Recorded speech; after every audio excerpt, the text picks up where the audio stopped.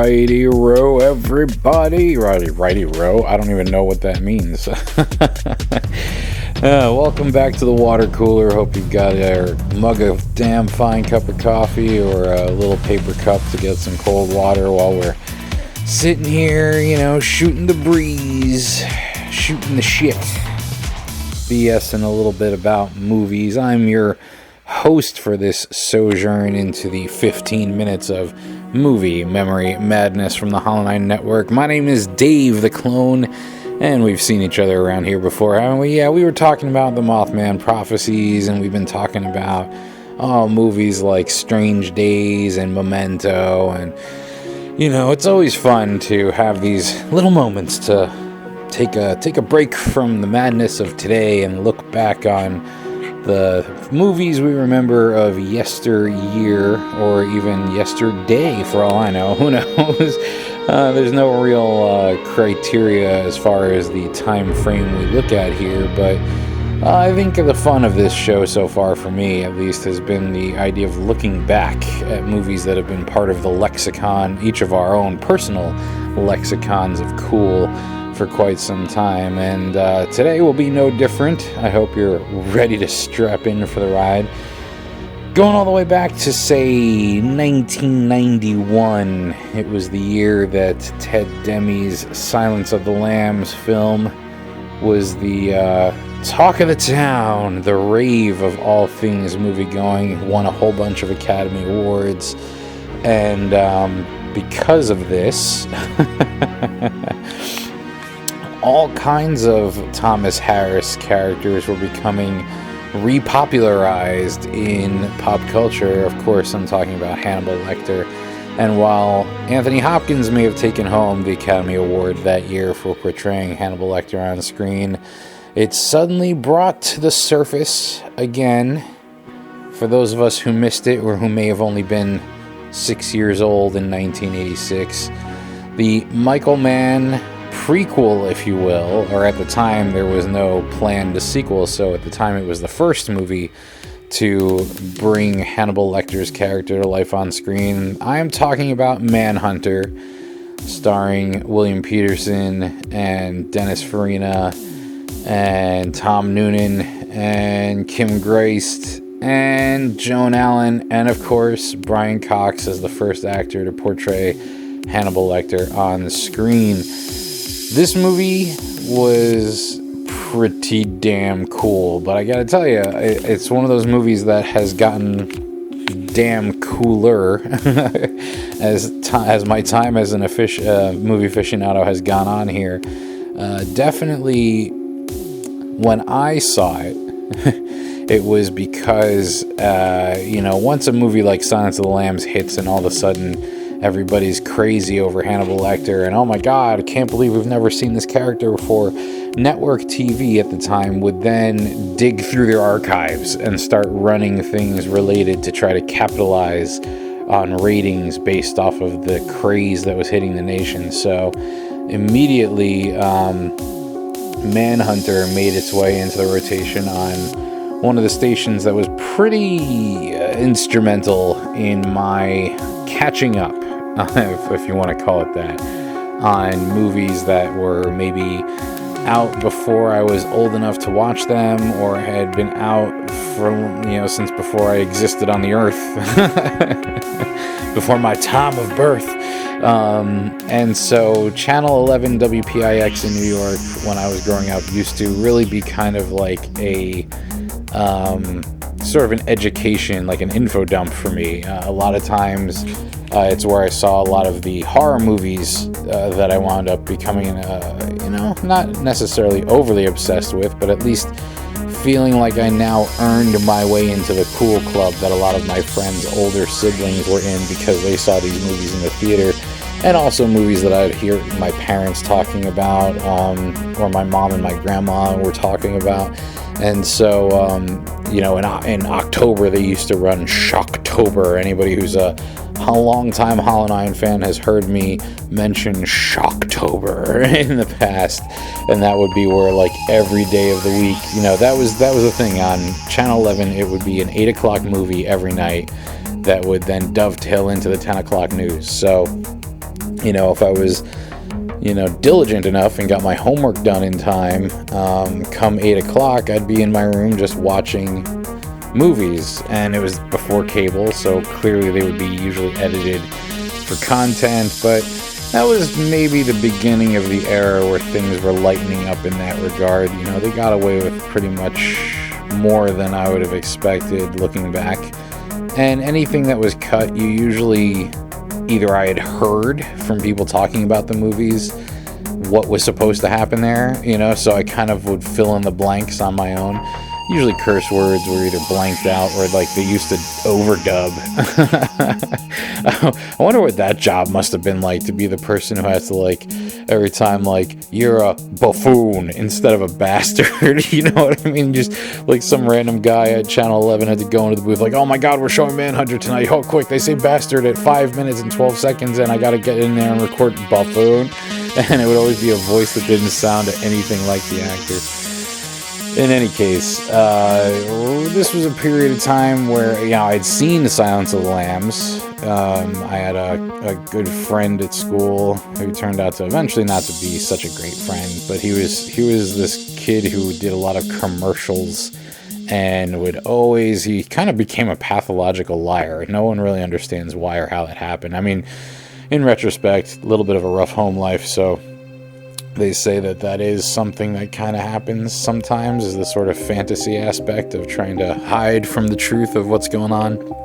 So he's always used to bring these tall tales to school about how he was going to be in a movie with Arnold Schwarzenegger, he was going to be in a movie sometime soon, and then it just never materialized. But anyway, when I was friends with this person,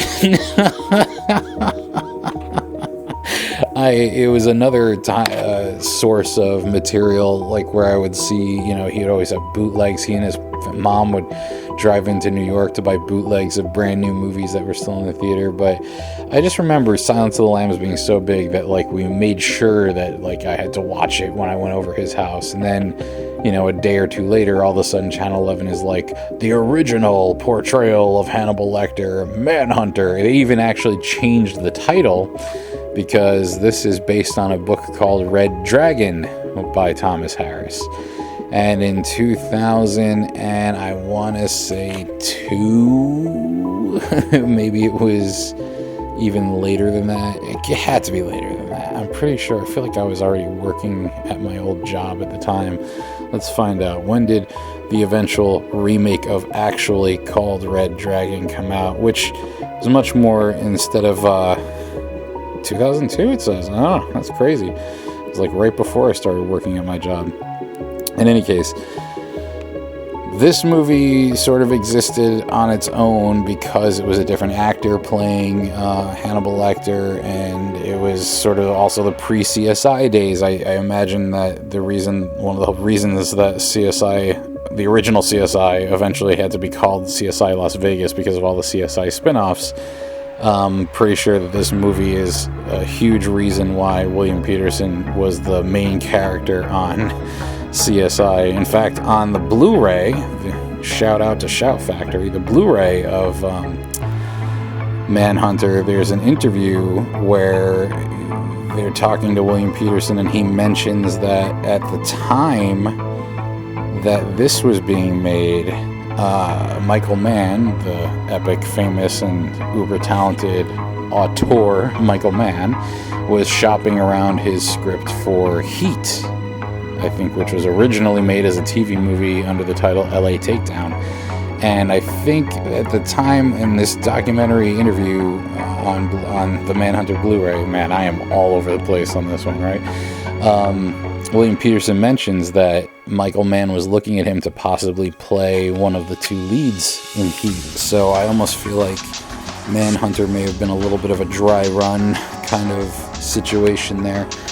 In any case, it's a movie that I think when I watched it in 91 as a kid, it obviously felt different than Silence of the Lambs, even from a filmmaking perspective. Now, I didn't have the movie aficionado knowledge or lingo to be able to describe what it was that I noticed that was different about this. I think it's a little bit more of Michael Mann's like minimalist style, right? Where it almost doesn't feel like he uses sound stages or studios, you know, like he goes and he finds locations that, you know, every other day of the week this is just a library, but today it's a psychiatric hospital where Hannibal Lecktor is being held, at least the exterior shots anyway.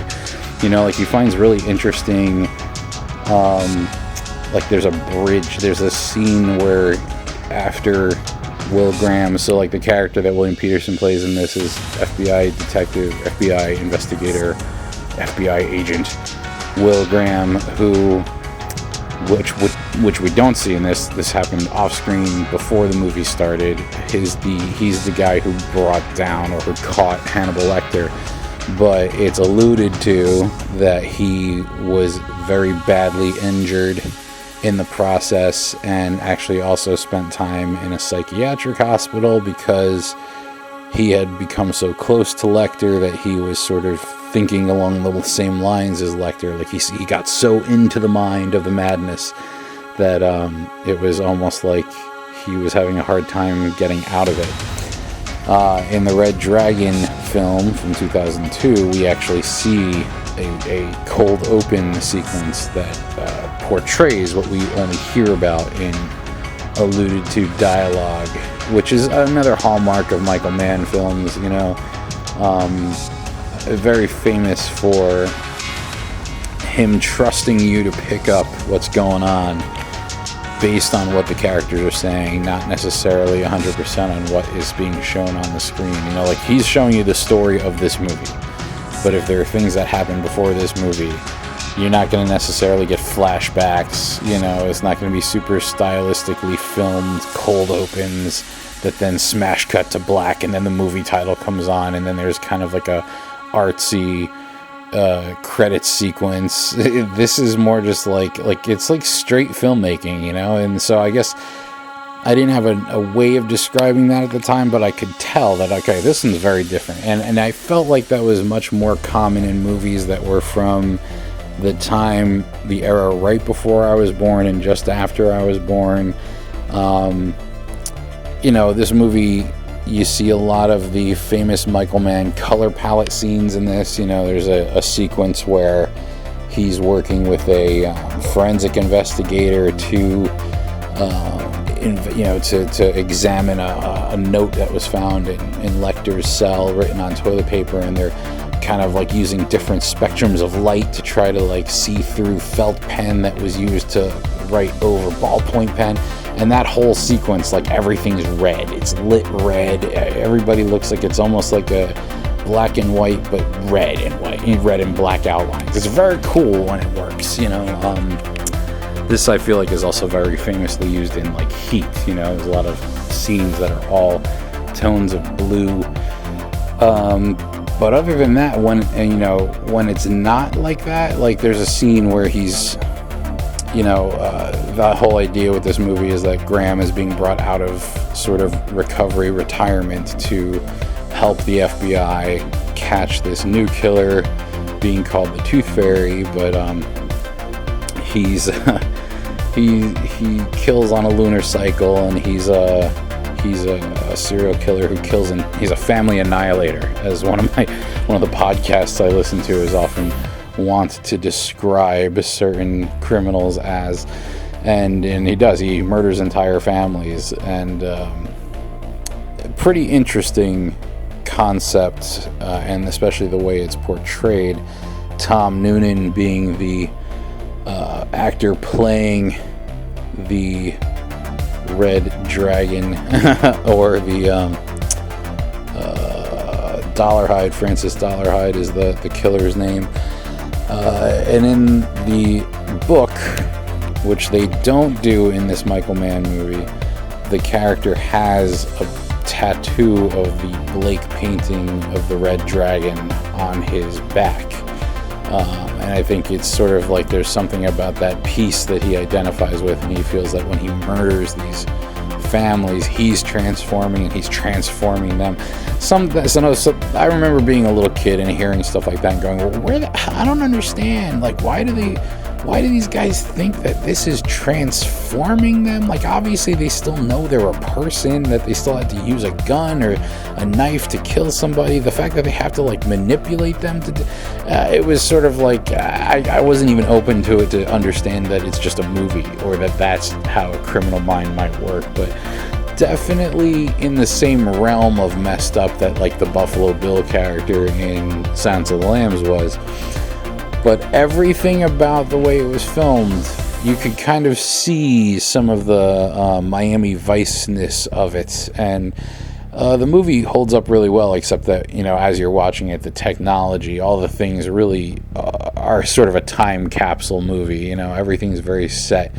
Like the style of clothing that Graham wears, even the way he has his hair done, and his sort of permanent 5 o'clock shadow. Very cool, though. Like, it's almost like I feel like it must be interesting for William Petersen to watch this and look back and go, like, man, that was like when I was in high school. Like, I haven't been that thin in a long time. And that's a low blow. I'm not exactly in the best shape of my life either.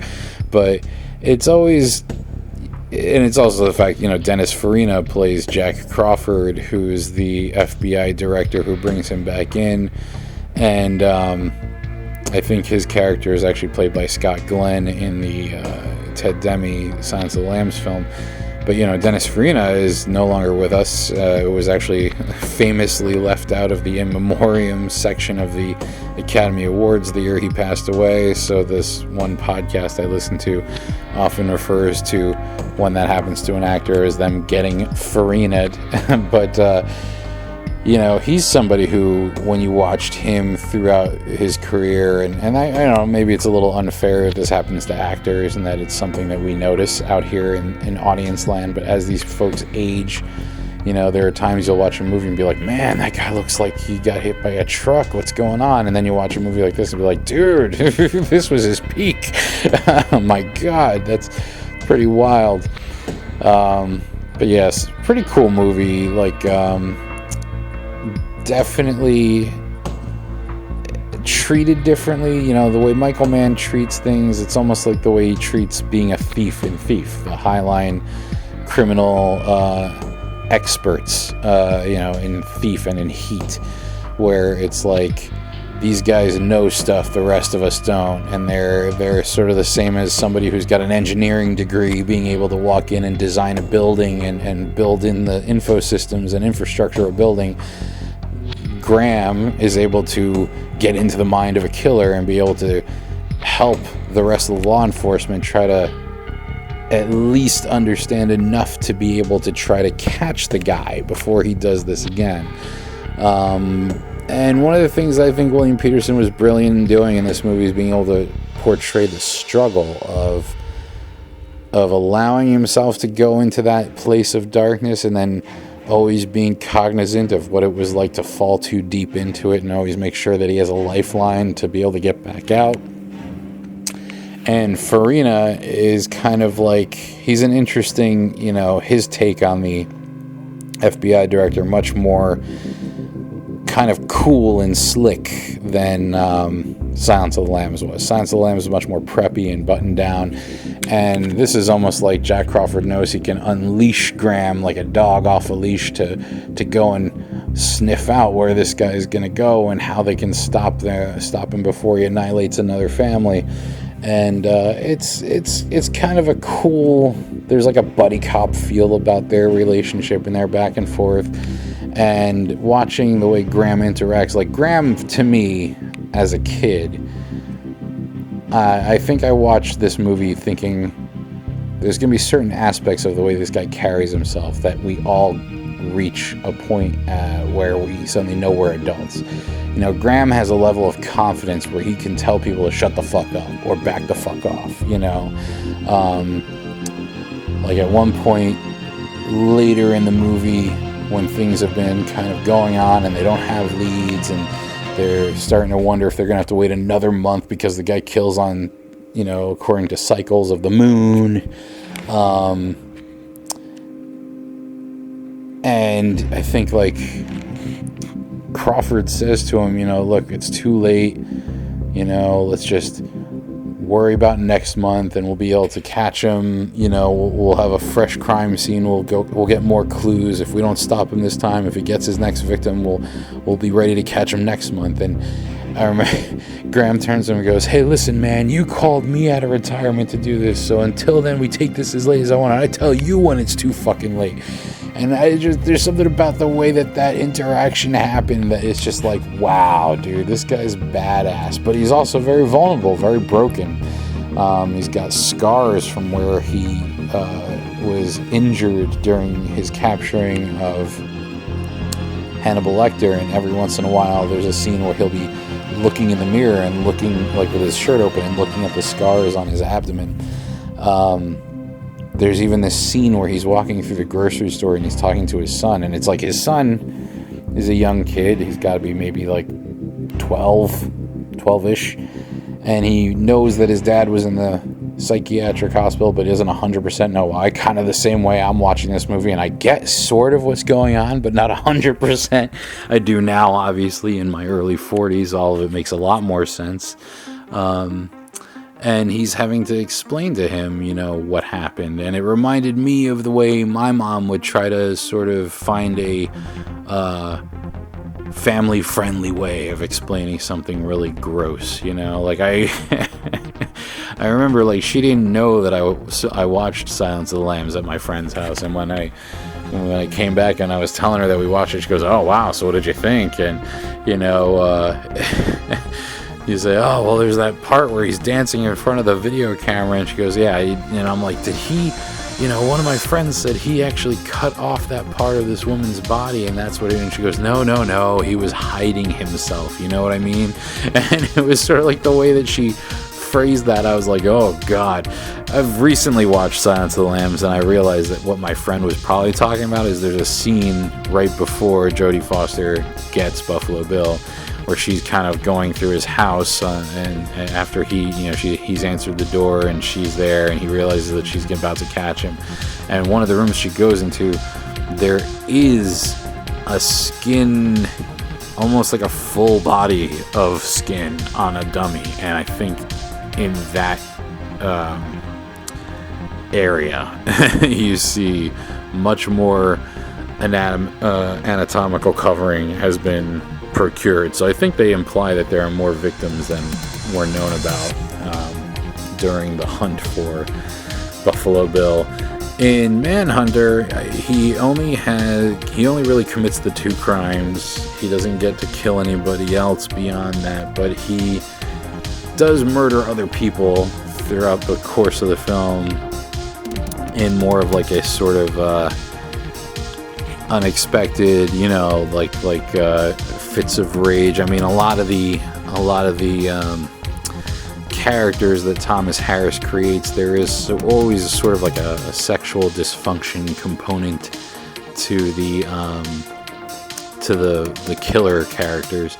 And with Francis Dollarhide, played by Tom Noonan, it's interesting because he's such a tall and imposing figure. It's Ralph Fiennes, aka Rafe Fiennes, in Red Dragons. So very different stature between those two. And it's kind of, in Manhunter, he's got this kind of accomplished as a killer, accomplished as a violent, evil person, but also very inexperienced and unaccomplished in the world of sexual encounters, interacting with the opposite sex. In fact, that's part of what drives his obsession with the people he killed. It's actually he works in a photo film processing company, and it's from watching these home videos of these families that he's sort of like, it's almost like he falls in love from afar with the woman, matriarch of the family, and he has to remove the others so that he can own her for a few moments before doing her in as well. And it's almost like, what they make a much bigger, almost like a dissociative identity disorder connection in the Red Dragon film, where he's personifying the Red Dragon from the painting, and he's kind of speaking in a different voice, and it's almost like he's offering these people up to the Red Dragon. Whereas in this movie, a little bit more grounded. I feel like it almost kind of is reminiscent of the 80s, where serial killers weren't that cerebral, at least on the street, out in the world of audience land here, where we weren't introduced to too many characters along the lines of Hannibal Lecter. We didn't have this sense of such grandiosity that it was just, and I think that's also comes from the way that Michael Mann shoots this, the same thing with the finding of the real locations. It's not like a fake built by Hollywood world. It's like grounded in reality. It's almost on a Christopher Nolan level of the way Christopher Nolan treats Gotham and the world of Batman and the Dark Knight movies.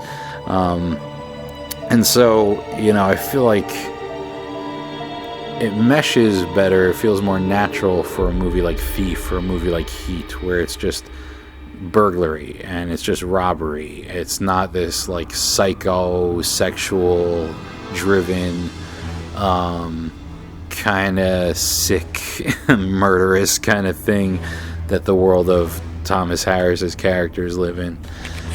Getting a little long on the tooth here, but before I really depart, I can't talk about Manhunter without talking about the soundtrack. Not only did this movie have the cool factor of me feeling like, I'm finally getting to see a movie that the older kids all know about, and now I'm cooler than my friends because I've seen this. Shriekback, probably my first introduction to Shriekback, and of course Iron Butterfly in In-A-Gadda-Da-Vida. The entirety of the song plays over the sort of final sequence of the film where they finally figured out who's doing this, and they're coming to the rescue of the female Joan Allen, who is someone who worked at the photo film processing place with Francis Dollarhide, and she's the first person he actually has a real connection, a tangible connection with. They date, they have sex. It's like she's probably brought him a little bit back from the world of becoming the Red Dragon, but once she realizes that there's something off with him, he actually gets jealous because he thinks that she's sleeping with this other guy who gives her a ride home from work. And very interesting way that Mann shows, Dollarhide watching them outside her door, and he's like, oh hey, there's something in your hair, very innocent, and we see real cam where he's just like helping her, and then we see Dollarhide cam where it's like backlit and like they're fondling each other, and it's like super cool. So I'm a big fan of Michael Mann for being able to pull that off in a much more practical way. But yes, once that happens and once he fully transitions to being the Red Dragon to the point where he's even going to kill his only girlfriend he's ever had, they go back to his place, and it's all very psychedelic, lots of interesting decor, and yeah, Iron Butterfly, like the whole song is playing. He puts it on because she's blind, and so she can only kind of feel her way around, and she's trying to call out and find out if anybody's there, and so he throws this music on as a sort of huge distraction, and that pretty much inspired me to buy the CD of In-A-Gadda-Da-Vida, which the album only has like 6 songs on it, or 7 songs, and In-A-Gadda-Da-Vida being the 7th song, and it's like 18 minutes long. Epic song. And it's one of those things where I know I wasn't the only one that watched this on Channel 11 at school. I was in middle school at the time. And there was a girl even who in my class, when I think Channel 11 showed it one week as Manhunter and then advertised it as Red Dragon, The Hunt for Hannibal Lecktor the next week. And when she was like, yeah, there's this movie called Red Dragon, I'm like, it's actually called Manhunter. And she goes, oh, I want to read the book. And I think my mom had the book, and she was like up my ass all week at school to for me to lend her my mom's book. And my mom didn't want to, because, you know, she was afraid that, like, what if this girl's mom doesn't want her to read that, and then I'm the one who gave it to her. All these things that you don't think of as a little kid that kind of could come into play in the politics of being a parent of another kid in the same school. And in any case, yeah, In-A-Gadda Da-Vida, suddenly everybody knew that song. And I even like learned how to play it on bass. It was like, you know, that's the thing. Movies were sort of this lexicon of cool, this like cauldron of magic. A lot of culture came to us, at least in my generation, growing up in the 80s and 90s. A lot of the things were sort of informed, or at least analogued to things we would see in movies, which, from what, you know, in the grander scheme of conspiracy world theories of things, that's what movies were designed to do, right? We're designed to influence the culture, to influence us to think certain ways, and to, you know, figure out what's cool and what's not cool, and what we liked and who we were. I like to still see that there's a craft and an art to it, and I think if you can remove yourself from the fact that there is a certain amount of play with how much the things we see on the screen are affecting the way we sort of reflect on the real world around us. You know, I think I was in a pretty healthy environment where if it was getting too out of hand, my mom would always say, you know, it's only a movie. This isn't real. And that would ground you pretty quick, you know. But in any case, yes, Manhunter, very cool movie, original prequel to Silence of the Lambs. I feel almost unfortunate that I didn't know about this movie until Silence of the Lambs was already out, you know.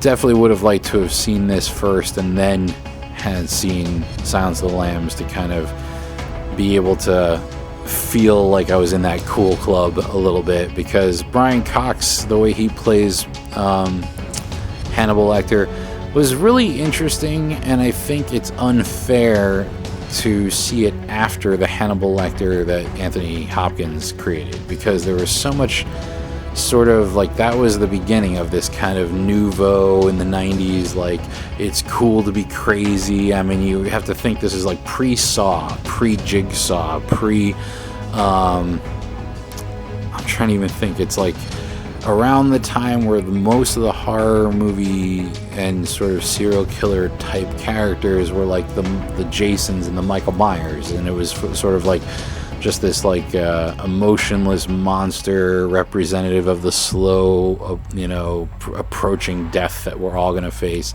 It wasn't like somebody who you might be standing in line with at the bakery who's thinking about how to cook you. You know what I mean? And that's what Hannibal the Cannibal was really our first introduction to that. And Anthony Hopkins had a very distinctive take on how to portray it, whereas William Cox, much more theatrical based, I think, much more from a traditional film, like more of the uber intelligence side. We don't get to see an awful lot of play with the, you know, cannibal side of who Hannibal is. You know, it's all, again, with Michael Mann, it's all through the dialogue and the things that people are saying about things that are happening, and telling stories about things that happen, as opposed to what we see. You know, even in Silence of the Lambs, we eventually see Hannibal Lecter murder people, and it's like even the way he goes about that, the brutality and the sort of, you know, the wearing of somebody else's face as a disguise to get out. In Manhunter, not so many opportunities for anything like that. It's really more, he's in prison. You know, he gets visited in prison. Every time we see him, he's in prison.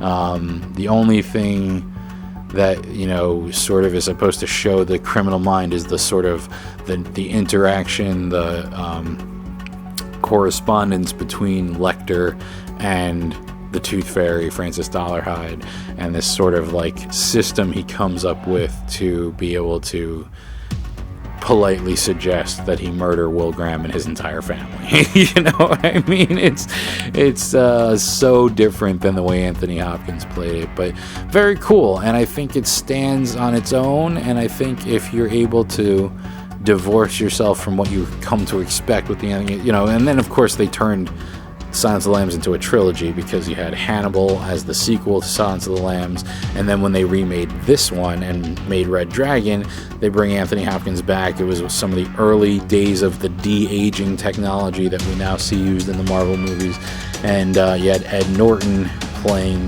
the William Petersen character. And I actually felt, when I saw that in the movies, I was actually a little upset by it, because it felt like, much in the same way we would criticize now Jared Leto for trying to be an over-the-top, making sure he's a different Joker than the Joker that Heath Ledger portrayed, that we all are like, okay, dude, hands down, best Joker of all time. When the scenes that are the exact same scenes in this in Manhunter that come around in Red Dragon, and you're kind of going like, dude, Ed Norton just watched Manhunter and is like doing a William Petersen impression. You know what I mean? And then and even like the little things he did to try to make it a little different, it felt like when I was in acting class in high school, and the teacher, you know, would make us, you know, Mr. Collins would make us choose monologues, and he'd say, you could do one from a movie, but I don't want to just come in here and see your impersonation of the movie. You'd have to do something to make it your own. And some of us were able to do stuff like that. I didn't so much. Like, I wound up doing the Al Pacino Scent of a Woman monologue at the end of the movie, and I wound up still giving him the southern accent, because when I read the character background, he was supposed to be from the South, right? So still giving him the southern accent, tried to do something to show that my eyes were looking all over the place. I didn't wear sunglasses. I tried to actually do a blind, like, eyes wandering around thing. And I tried to not sound like Al Pacino, but, you know, it's really hard to do that. And I felt similarly about the way Ed Norton, and now, I mean, I love Ed Norton. I have a lot of respect for Ed Norton. He's a powerhouse, and he's known for how seriously he takes his craft. But I just felt like with this, you know, it's very obvious that everybody knows Manhunter. You know, everybody who's of age, who's been in the industry for a while. It's hard to do something like that, you know, the same way. It's hard for Leto to really pretend that he hadn't been influenced at all by Heath Ledger's Joker. And so I think when I watch Manhunter, there's a part of me that's almost like paying respect to this was what broke ground. This is where this started. This was the guy flying with no safety net, Michael Mann having to figure out how to do this from scratch, whereas anybody who did this going forward had this as a springboard to start from. And I think there's something to be said for being a pioneer like that. And so that's where I'm going to leave it this time. Michael Mann's Manhunter, one of my lexicon of cool movies, available on Blu-ray from Shout Factory. I'm pretty sure it's available in 4K now also. This is one I highly recommend being as a part of your home library. If you're a Michael Mann fan, if you're a fan of Hannibal Lecter and all the Silence of the Lambs it's one that's very rare. It's rare that it's on a streaming service. I remember at one point it was on a streaming service when I was in the midst of my nightmare of a former relationship, and it was an opportunity for me to introduce somebody to the movie. And you know, my ex was digging it, and I kind of thought, oh, this is one of the reasons we're perfect for each other, and we love all the same shit. But probably a different podcast starting now here, so I'm gonna cut off that weird reminiscence right there and just say, buy the damn movie. Make sure you have it available to watch. I'm a physical media forever guy, because there's nothing more frustrating than wanting to watch something and not being able to find it on a streaming service, or you go to your Fire Stick or your Fire TV and you search for it, and it comes up, and then there's a little box that says not currently available, or you're invited to pay for it there. And so if you're going to pay for it there, why don't you pay for it and probably get it? I'm pretty sure it comes with a digital copy. It's also available in a director's cut on the Blu-ray, and I always suggest watching the director's cut versions of things when it's available. So yeah, all right, thanks for stopping by. I'll see you next time at the movies.